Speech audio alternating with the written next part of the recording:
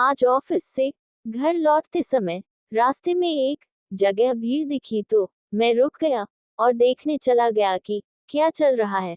मैं अक्सर कहता हूँ कि सड़क पर कहीं भीड़ या एक्सीडेंट दिख जाए तो एक बार रुककर जानकारी जरूर ले।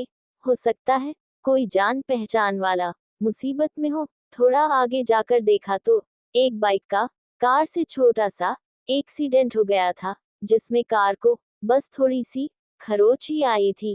कार वाले 3 लोग बाइक वाले को मारने पर तुले हुए थे, जो देखने में तो अमीर घराने के लग रहे थे, लेकिन हरकतों से बिल्कुल जाहिल। और उनका गुस्सा तो 7वें आसमान पर था।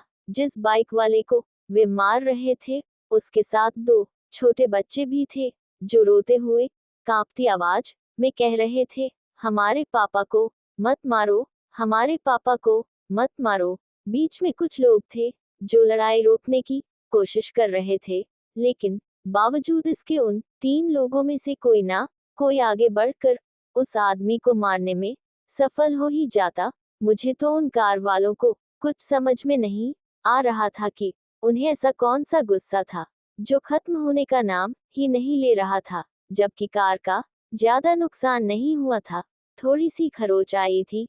मामले को तो बातों से सुलझाया भी जा सकता था, इसमें लड़ने झगड़ने जैसी कोई बात नहीं थी।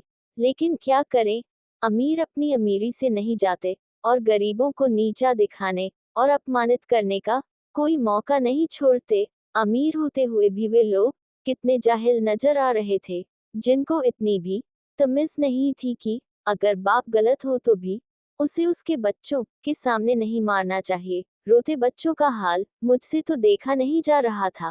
खैर, भीड़ में से कुछ लोग झगड़ा तोड़ने में सफल हो गए और कार वालों को समझा बुझाकर कुछ पैसे दिलवाकर मामले को ठंडा कर दिया।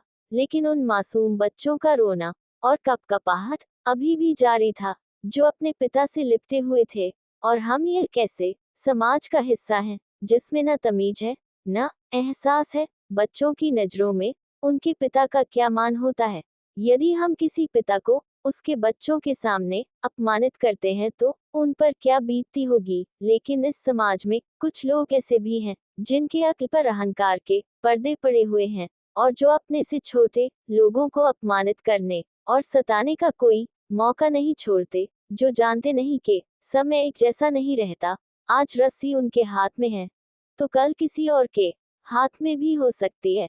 आज जो राजा है, कल वह फकीर भी हो सकता है। दोस्तों, ऐसी ही औसम कहानियां पढ़ने और सुनने के लिए हमारे चैनल औसम कहानियां को प्लीज लाइक करना और अपने खूबसूरत दोस्तों के साथ शेयर करना और सब्सक्राइब करना। धन्यवाद।